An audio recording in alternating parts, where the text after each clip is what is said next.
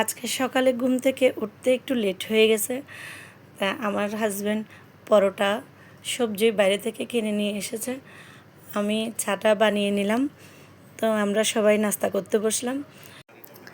নাস্তা খাওয়ার পর আমার বড় যা আসলো। বড় যা এসে আমাদেরকে উপরে যেতে বলল। ওনার বাসা দোতলা। তো ওনার কথা মতো আমি তো নাস্তাটা শেষ করে চলে গেলাম। এখানে গিয়ে দেখতে পেলাম আমাদের নতুন জামাই সেখানে অনেক বাজার সাজার করে নিয়ে আসছে। তো হঠাৎ এত বাজার দেখে আমরা তো সবাই অবাক, তাও আবার নতুন জামাই। দেখুন আপনারা এখানে কত বড় বড় দুইটা মাছ নিয়ে এসেছে। ছাগলের মাংস, গরুর মাংস, তারপর সবজি, বরবটি, লাউ, মিষ্টি কুমড়া, আবার এদিকে মুরগিও নিয়ে আসছে, 5টা মুরগি নিয়ে আসছে। তারপর আমরা সবাই মিলে এগুলো দেখলাম। দেখার পর আমরা যদিও বলেছি আমাদের জামাইকে, কী ব্যাপার হঠাৎ এই এত বাজার নিয়ে আসছে কেন? তো আমাদের মেয়ে জামাই বলল যে না, এগুলো আমাদের এখানে রেওয়াজ, যে আমাদের নতুন এখানে নতুন জামাইরা শ্বশুরবাড়িতে বাজার করে দিতে হয়। যদিও আমরা চিটাগংয়ের, তো আমাদের চিটাগংয়ে আসলে এটা রেওয়াজটা নাই। তো আমাদের মেয়ের জামাইয়ের বাড়ি হচ্ছে ফেনী। এগুলো আসলে মানে ফেনীর রেওয়াজ এটা। এত বড় বড় মাছ কাটার মতো আমাদের বাসায় মানুষ নেই, যার কারণ বাজার থেকে আমার ভাসুর মাছ কাটার মানুষ নিয়ে আসছে। উনি আমাদের উঠানে বসে সব মাছগুলা একে একে কেটে ফেলল। তো আমরা এই মাছগুলা কাটার পরে সবাই আবার ভাগ করতে বসলাম। আত্মীয় স্বজনকে কিছু কিছু মাছ, যেহেতু জামাই আনছে সেহেতু সবাইকে একটু একটু করে সবাইকে দিলাম।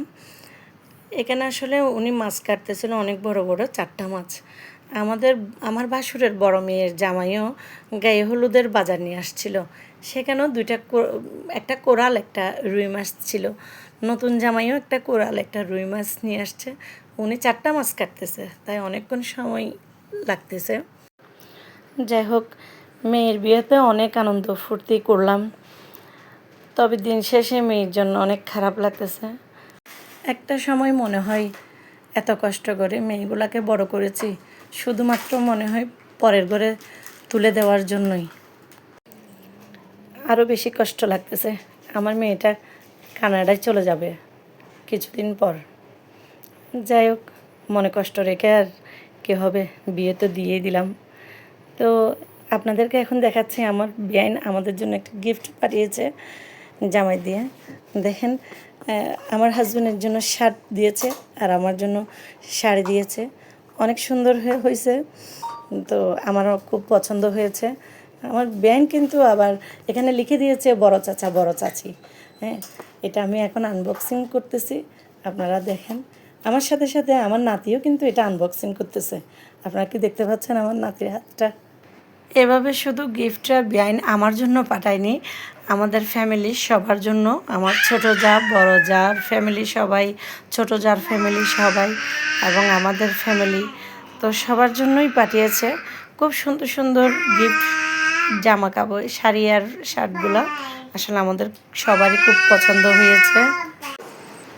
অবশ্য সেজন্য আমরা সবাই বেআইনকে থ্যাংক ইউ বলছি। সেই সাথে আমাদের আদরের ছোট মেয়েটিকে দেখার জন্য অনুরোধ করছি।